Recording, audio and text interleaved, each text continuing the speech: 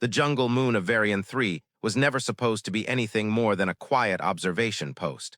Sergeant Elias Ward had been told the mission was simple. Observe the Arathei Empire's troop movements, avoid detection, and report back. No combat, no complications. That was before the ambush.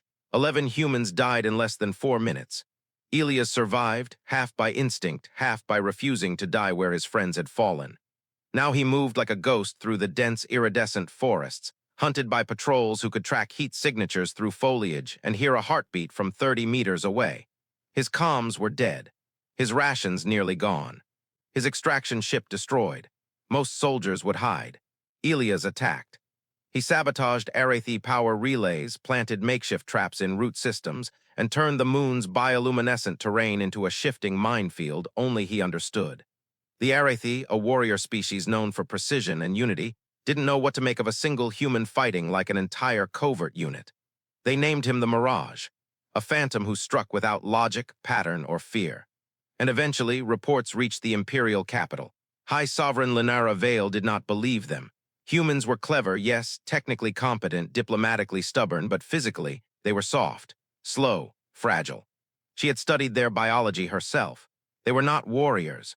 So when her generals insisted one human was dismantling entire patrol grids, she dismissed it as exaggerated battlefield myth. Soldiers loved their stories. But the reports kept coming, supply lines crippled, elite squads vanishing, a single heat signature detected then disappearing without trace. Linara's long, luminescent ears angled back with irritation. Show me the recordings. What she saw changed everything. A lone human sprinting through plasma fire. Outnumbered 20 to 1, yet moving with a reckless creativity her warriors were never trained to expect. Improvising weapons from scrap. Turning terrain into advantage. Refusing to fall even when wounded. Impossible. Illogical. Fascinating. So Linara made a decision no Arathei sovereign had made in centuries. She would go to the battlefield herself. Elias' final stand was never meant to be anything but his last act. He had one magazine left, one half-functional blade. His breath came in ragged pain as he crouched behind a fallen crystal bark tree, waiting for the Arathei strike team to move in. He should surrender, any sane soldier would. Instead, he tightened a blood-slick grip on his knife. "They want me," he whispered. "Come take me." The assault team rushed him, 6 towering warriors bred for combat. Elias met them like a cornered animal with nothing left to lose. Plasma scorched his armor, claws sliced his side. But he kept moving, turning their coordinated precision into chaos. Every human instinct in him screamed to live. Linara watched from a vantage platform, her silver eyes narrowing. This wasn't brute strength, or training, or technology. It was something else entirely, something her species had forgotten after millennia of structured war. Adaptation. Ferocity, defiance. And when Elias finally collapsed, barely conscious, still fighting even as the warriors held him down, Linara raised a hand. "Alive," she commanded. "Take him alive." Her generals froze. "High Sovereign," one protested. "He killed 32 of our soldiers." "With honor," Linara said, stepping down from the platform. "And with a determination worthy of recognition. If we execute him, we learn nothing." As Elias was lifted onto a carrier stretcher, his eyes fluttered open long enough to mutter in broken Arathei. "That all you've got?" Linara's ears tilted sharply forward at the challenge. This human was dangerous. This human was unpredictable. This human intrigued her. "Bind his wounds," she ordered softly. "When he wakes, I will speak with him myself." She didn't yet know this wounded soldier would change her empire, or that his presence would unravel things inside her she had never allowed herself to feel. But as Elias woke to the soft hum of unfamiliar machines.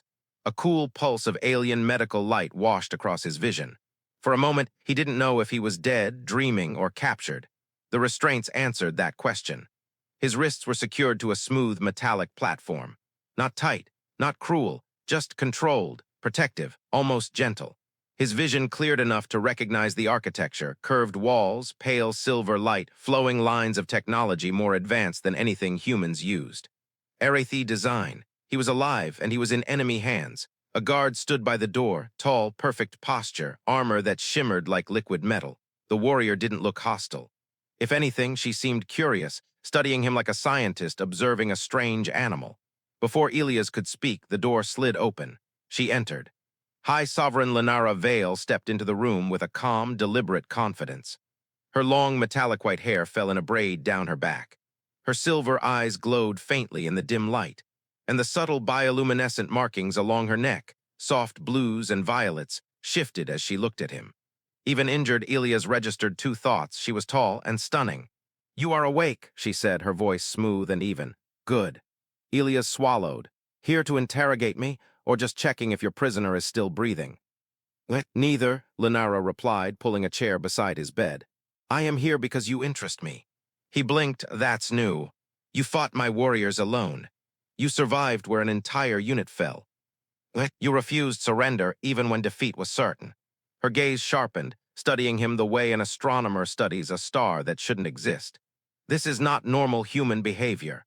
Elias let out a dry laugh. "Lady, I'm not even sure it was normal for me." No, her ears angled forward slightly. "You acted with intention, not madness." "Well," Elias muttered, "when you're going to die anyway, might as well make the enemy work for it." Linara tilted her head with quiet fascination. "Strategic sacrifice, a message delivered through action. Arathei respect this." "So what happens now?" Elias asked. "Execution, public display. Some dramatic alien ritual I should be worried about." Linara shook her head. "There will be no execution." He stared at her, stunned. "Why not?" She leaned forward, elbows resting lightly on her knees. "Because killing a warrior who fought with such determination would be dishonorable, wasteful, and politically unwise." "Politically," Elias repeated. "Right, forgot I started a small war out there." "You did more than that," Linara said. "You challenged our assumptions, my assumptions." Her voice softened, not warm, but thoughtful. "Humans are adaptable, unpredictable, dangerous, and I wish to understand why." "So what?" Elias asked. "You want me to sit here and give you human combat 101. "If you choose to cooperate," she replied calmly. "You would remain here as an honored guest, your needs met, your injuries treated. Eventually, you may be returned to your people." Elias huffed. "So I'm a comfortable prisoner." "No," she corrected. "A warrior under observation, there is a difference." She stood, and the guard shifted aside as the sovereign moved toward the door. But before she stepped out, Linara glanced back. Those silver eyes lingered on him for a heartbeat longer than necessary. "Rest, Elias Rowe," she said quietly. "I will return when you are strong enough to speak with clarity." The door slid shut. Elias stared at the ceiling, wrists still bound but thoughts racing faster than his pulse. Captured, alive, and somehow being studied by a woman who ruled an empire. He closed his eyes, letting exhaustion pull him back under. He had no idea that this was only the beginning. No idea how deeply the High Sovereign would become involved in his fate, and no idea how impossible this connection would become. Elias recovered faster than he expected. Arathei medical tech worked like cheating, knitting tissue, stabilizing internal bruising, and clearing toxins with pulses of soft light. Within 2 days, he could sit up. By the 4th, he was unrestrained, not free, but no longer tied to a bed, and each day, without fail, she came. High Sovereign Linara Vale entered his chamber at precise intervals, always with the same calm presence. No entourage, no weapon, just a data slate and an unshakable sense of command. Today was no different. The door slid open, and Linara stepped inside with fluid, silent grace. The bioluminescent patterns along her collarbone glowed faintly, cool blue, curious violet. "Your mobility has improved," she observed. "Good." Elias stretched his shoulder, wincing. "Still feels like someone hit me with a shuttle." "You fought 6 elite warriors in close combat," Linara said. "It is fortunate you are alive at all." Elias smirked. "Tell them that, they didn't look thrilled." A tiny shift in her ears indicated amusement. He'd learned to watch those subtle movements. Arathei didn't smile, not with their mouths, but their expressions lived in the patterns of light and the angles of their ears. "I did tell them," Linara said. "They did not enjoy hearing it." Elias chuckled. She watched him for a moment. The gaze was steady, analytical, but no longer cold. "I have questions," she said, taking her usual seat. "You always do." "And you always deflect," she replied. "Today, I hope you will answer honestly." Elias folded his arms. "No promises." Linara activated the data slate. "What allows a human without physical superiority to defeat Arathei warriors trained from childhood?" "Luck," Elias said. "No," she stated firmly. "Explain." Elias sighed. Fine, adaptation, improvisation. We change tactics on instinct. We don't freeze when plans fail. We make new ones on the spot. Linara leaned in slightly. Your combat pattern during your final stand was chaotic. It wasn't chaos, Elias said. It was creativity. Humans improvise when we're desperate. And desperation, she murmured, seems to empower you. Pretty much. Linara studied him for a long moment. Elias felt the weight of that gaze, sharp, intelligent, searching deeper than the surface. Your species is dangerous, she said quietly, in ways we did not predict. Elias raised an eyebrow. That a compliment or a warning?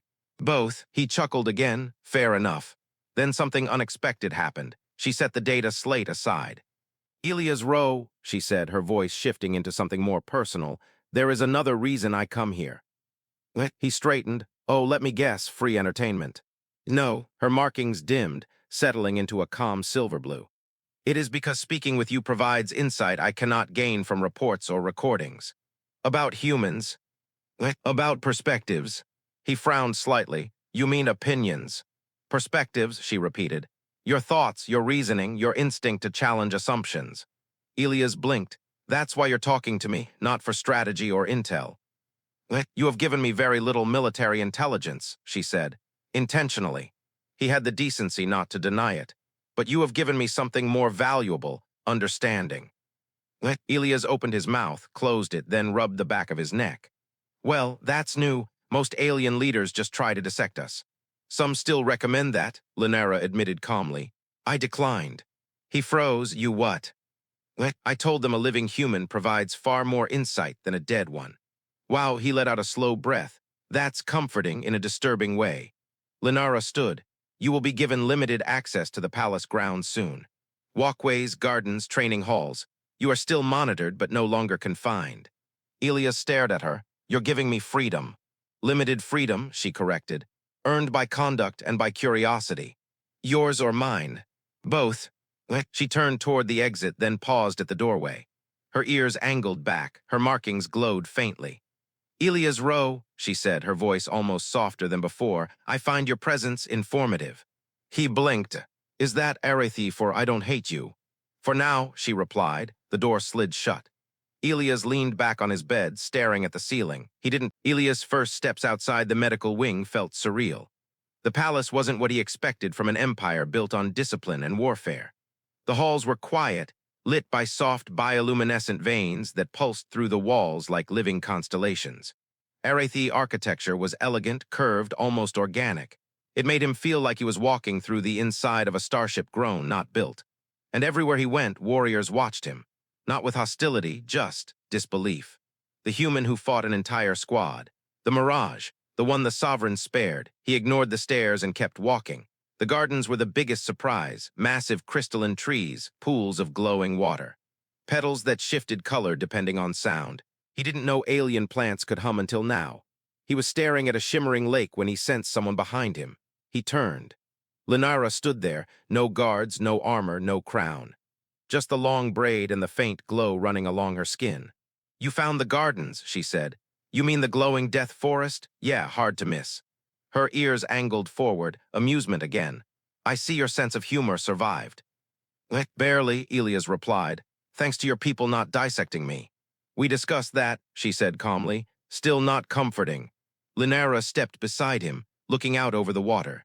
The bioluminescent light reflected across her silver eyes, making them almost too bright to look at directly. Your condition is stable, she said. Your mobility returning. Soon you may access more areas. Elias crossed his arms. Why are you trusting me this much? Because you have not attempted escape. Yet, her gaze shifted to him, sharp but without judgment. You could attempt it, but you do not. Elias shrugged, because it wouldn't work. And because I'm not interested in killing more of your people. Linara was silent for a moment. That clearly meant something to her. You are not what I expected of a human soldier, she said. You challenge assumptions, you question authority. You act without hesitation, yet think deeply. He snorted. You say all that like it's good. For Arathei, she paused, it is rare. Elias studied her face, her markings pulsing softly, her posture relaxed, her voice quieter than usual. He realized something. This wasn't interrogation. This wasn't diplomacy. This wasn't strategy. She liked talking to him, not as an empress analyzing a prisoner, as a person speaking to someone who confused and fascinated her. "Let me ask you something," Elias said. "You keep coming alone, no guards, no advisors, just you." "Yes, why?" Her ears angled slightly back, not hostile, uncertain. "Because warriors speak more freely without witnesses." "Linara, that's not the real reason." She inhaled slowly. The markings along her neck brightened, betraying emotions she didn't show on her face. "Because," she said carefully, "I find clarity in our conversations." Elias blinked. "You mean you like talking to me?" "I did not say that. You implied it." Her eyes narrowed just a little. "That is not the same." "It kind of is." Another tiny flick of her ears. Annoyance, but layered with something softer. "You are infuriating," she said. "And you're terrible at hiding things," Elias replied. "These," he pointed at her ears, "dead giveaway." Linara stiffened. "Arathei ears are not. They move like subtitles," he said. "I know exactly when you're curious, or irritated, or whatever you are right now." She looked away for a moment. Her markings dimmed, then brightened again, slow, warm, unsure. "Humans observe too much," she murmured. "It's one of our strengths. And one of our dangers." Elias stepped closer, not enough to cross a line, but enough that she noticed. "I'm not your enemy right now," he said quietly. Linara didn't step back. "Perhaps," she answered, voice soft. "Or perhaps you are simply an enemy I choose to understand. We both know it's more than that." Her breath caught barely, but enough for Elias to see it. A long moment passed between them. Silent, tense, charged, finally Linara spoke. "You misunderstand," she said. "This is not emotional." "Then what is it?" "A study," she insisted, "of human behavior, human psychology, human." "Linara," Elias interrupted, "you don't spend this much time with someone unless you want to." Her ears betrayed her again, slow forward tilt, a glow of purplish light along the edges. "You are impossible," she whispered, "and you're interesting." She looked at him fully then, not as a sovereign, not as a commander, not as an interrogator. As a woman realizing the human in front of her saw her clearly, maybe more clearly than anyone had in years. The moment lingered, until a chime echoed through the garden, an alert, urgent. Linara's expression snapped back into command mode. "We have a situation," she said. "What kind?" She hesitated, then met his eyes. "There has been an incident in the lower port, violence, possibly political. I am required in the command hall immediately." Elias nodded. "Go." She took one step, then paused, glanced over her shoulder. "Elias row," she said quietly. "Stay within the authorized paths and take care." Before he could answer, she vanished through the command hall of the Arathei Palace was built like a cathedral of glass and metal. High arches, floating tactical displays, dozens of warriors moving with disciplined precision. Elias wasn't supposed to be there. But 2 hours after Linara rushed out, a pair of guards appeared in his garden path. "Elias row," one said. "The High Sovereign requires your presence." He blinked. "You sure I'm still technically a prisoner?" "Her command overrides all protocols." So Elias followed them through bright corridors until they reached the vast hall. He expected hostility, suspicion, maybe weapons pointed at him. Instead, the room quieted, not in fear. Not in anger, but in confusion. Why is the human here? Why did the sovereign summon him? Why does she trust him? He felt every stare. Then the crowd parted. Linara stood at the central platform, surrounded by floating projections of the lower port. Smoke, fire, bodies, a coordinated attack swift and calculated. Her silver eyes locked onto Elias instantly. "You came quickly," she said. "You sent guards," he replied. Hard to ignore. That slight flick of her ears again, acknowledgement, maybe relief. She turned to the tactical display. "An extremist faction within my empire launched an assault on the port. They oppose all diplomatic or scientific contact with other species." Elias crossed his arms, "And that includes humans." "Yes," Linara said, "especially humans." A general stepped forward, tall, armored, and very unhappy to see Elias beside his ruler. "High Sovereign," he said stiffly. "With respect, it is inappropriate to involve an enemy soldier in internal matters." Linara didn't even glance at him. Elias is no longer treated as enemy. The silence that followed hit like a shockwave. Elias blinked. Did I miss a meeting?" Linara motioned him closer. He stepped beside her, ignoring the boiling disapproval in the room. "Look," Elias said, studying the display. "This attack wasn't random. They targeted fuel reserves, communication hubs, transport lines. They're trying to isolate the port. Linara nodded. That is my assessment. Then they're not amateurs, Elias added. They're planning something bigger. The general folded his arms. We do not need human assistance. Elias shrugged. Then why haven't you stopped them yet? Warrior stiffened. The general bristled. Linara's ears angled forward sharply, disapproval for the general, not Elias. Continue, she said. Elias pointed to the map. Your patrol routes are predictable. Your security teams rotate on the same cycle. These extremists know your patterns. Linara's gaze sharpened. So you are suggesting unpredictability, Elias said.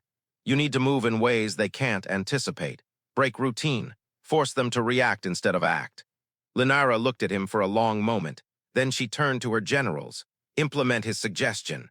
The hall erupted. High Sovereign, this is unacceptable. We cannot follow human tactics. He is prisoner, he is outsider. He is dangerous. Linara raised a hand. Instant silence. This human survived an ambush, defeated multiple squads.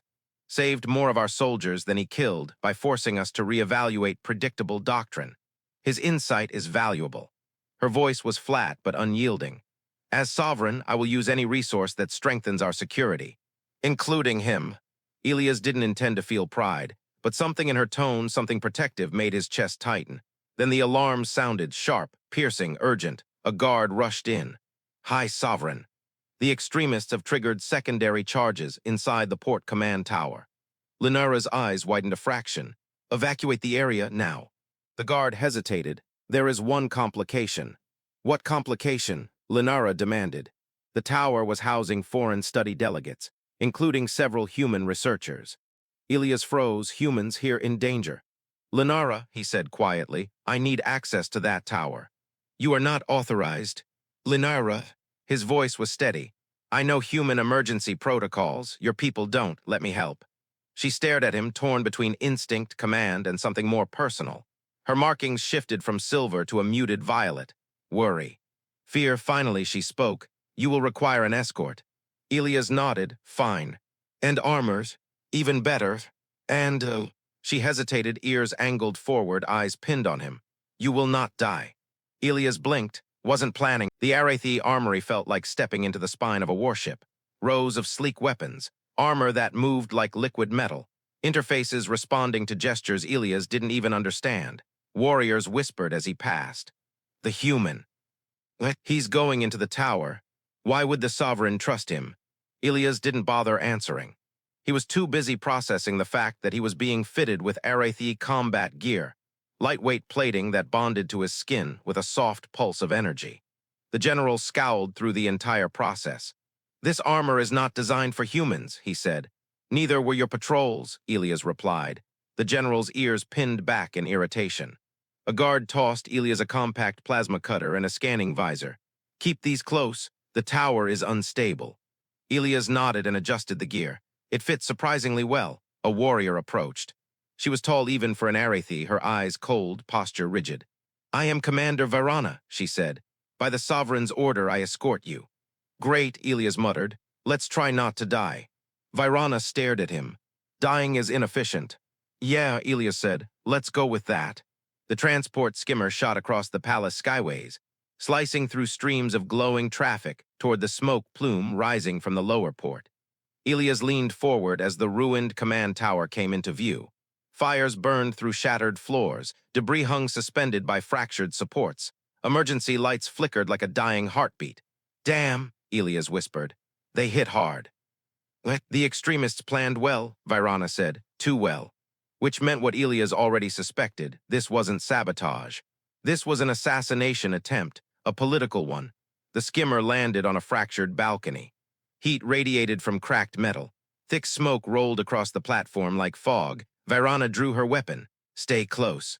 Trust me, Elias said. I'm not wandering off. They stepped inside. The tower interior looked like the ribs of a collapsing beast. Fallen beams, sparks, twisted corridors filled with smoke. Elias pulled up emergency schematics from the visor. Humans were stationed 2 levels down, he said. Main conference wing. Varana nodded. Then we move. They pressed forward, navigating broken walkways and unstable floors. Halfway down the corridor, the tower shuddered violently. A delayed charge, structural. Move. Virana shouted. A support column snapped. The ceiling gave way. A slab of metal fell toward her. Elias tackled her out of the way just as it crashed down, blasting dust and sparks across the hallway. Virana stared at him in stunned silence. "You saved me." "Yeah," Elias said, coughing. "That's what people do." Arathei didn't blink often. She blinked twice. "Unexpected," she said quietly, "not unwelcome." They pressed on. They reached the conference wing 20 minutes later. Smoke made it hard to see. Emergency doors jammed.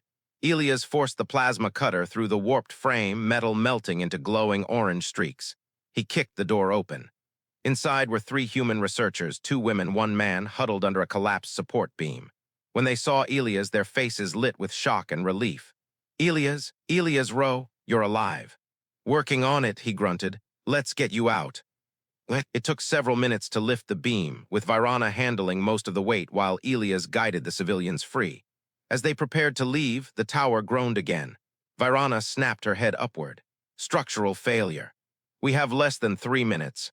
"We move," Elias said. He ushered the humans ahead, guiding them through debris while Virana cleared falling rubble. Halfway to the extraction point, the floor buckled. A deep, sickening crack split the walkway. "Go," Elias shouted, pushing the researchers across. Virana leapt after them. Elias followed too late. The floor segment under his feet collapsed.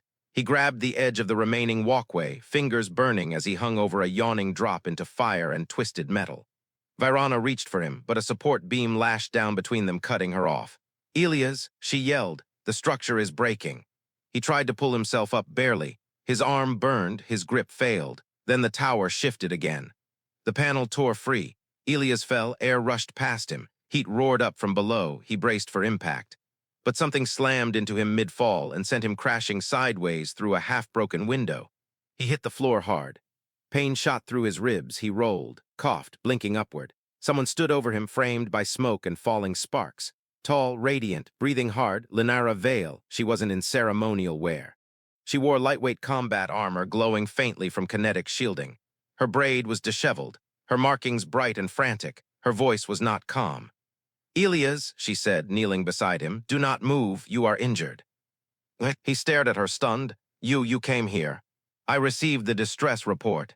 Her voice trembled just slightly. "And I told them I would retrieve you myself." He blinked. "That's extremely reckless."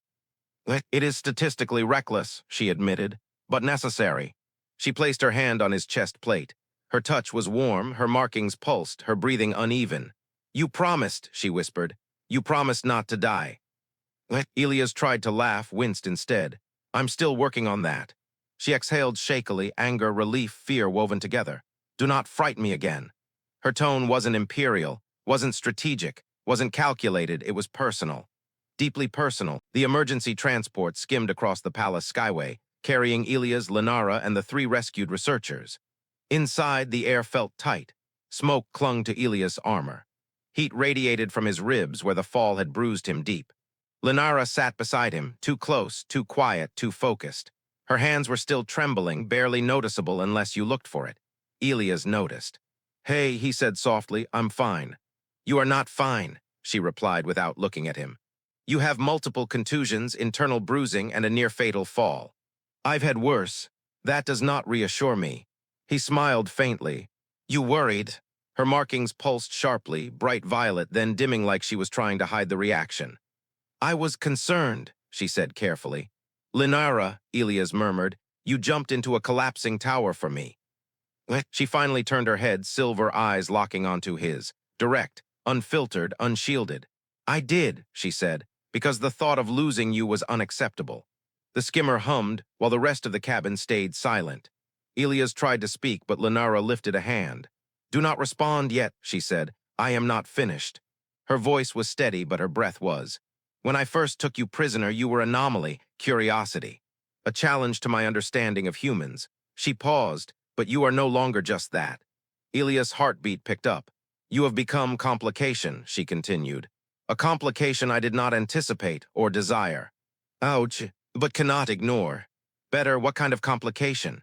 Elias asked, his voice low. She didn't answer immediately. Her ears angled slightly forward, uncertain, conflicted, vulnerable. "A personal one," she whispered. Elias inhaled slowly. His ribs protested. His emotions didn't care. The skimmer landed at the palace medbay platform with a soft thud. The doors slid open. Medics rushed in, guiding the human researchers out. Virana exited next, nodding once in Elias' direction, a gesture of warrior respect he hadn't expected. Soon, it was only Elias and Linara inside the cabin. She stood as if to leave. Elias reached out, lightly catching her wrist. Linara. She froze. He didn't pull her closer. He didn't force anything. Just held her wrist gently, warm skin against cool armor plating. "You're not just my captor anymore," he said. "You know that, right?" Her markings shimmered again, soft blue now, the color he'd learned meant honesty. "Yes," she whispered, "I know." Elias exhaled. "That tower, you didn't come there as a sovereign." "No, you came for me." "Yes." The single word carried weight, too much weight. She pulled her wrist free slowly, not rejecting him but steadying herself. "There is political fallout," Linara said. "Your rescue will be seen as favoritism, an emotional decision, a breach of protocol." "Let them think it," Elias said. "I cannot afford missteps. My empire is fragile. Extremists grow bold. A connection with you complicates everything." Elias stepped closer, pain shooting through his side, but he didn't stop. "Then tell me to walk away," he said. "Right now. Say you don't want this, whatever this is, and I'll go." Silence, her breathing shifted. Her ears angled toward him as if her body betrayed what her mind refused to say. She didn't tell him to go. Elias lowered his voice. "Linara, look at me." She did, for the first time, fully. No sovereign mask, no strategic distancing. Just a woman standing in front of someone who made her feel something she didn't know how to control. "There is no logic to this," she said. "Good," Elias replied. "Logic has been messing with you for years." Her lips parted slightly, shock, exasperation, then something warmer. "You are reckless," she whispered. "And you keep running toward me anyway." She stepped back not to leave, but to breathe. "Elias, a decision must be made," she said. "If I allow myself to care, it affects the Empire. It gives my enemies leverage. It puts you in danger." "Already been in danger," he said. "Still here." "It is not so simple." "It is," Elias said. "You choose what you want, the rest we deal with." Linara closed her eyes for a moment. When she opened them, her markings glowed bright, violet and silver swirling together, a sign Elias had never seen so intense. Emotion, conflict, desire, fear. "I do not know how to be this," she said quietly, "with another person." Elias stepped close, gently placing his hand on her arm, not demanding, not claiming, just steady. "You don't have to know," he said. "We figure it out together." Her breath hitched then. A chime pierced the silence. Linara stiffened instantly, retreating back into sovereign mode. A guard's voice came through the calm. "High Sovereign, the Council demands your immediate presence. There are accusations. They claim the human has compromised your judgment." Linara closed her eyes slowly, painfully. The moment shattered, duty crashed in. She looked at Elias, guilt, longing, frustration all tangled in her expression. "I must go." The council chamber of the Arathei Empire was carved from a single arc of crystalline stone. Tall, echoing, cold. Elias wasn't inside. He wasn't allowed. He paced the hallway outside while raised voices carried through the sealed doors, sharp tones, clipped words, accusations tossed like weapons. Emotional compromise, violation of protocol, endangerment of the sovereign, unacceptable attachment to a prisoner.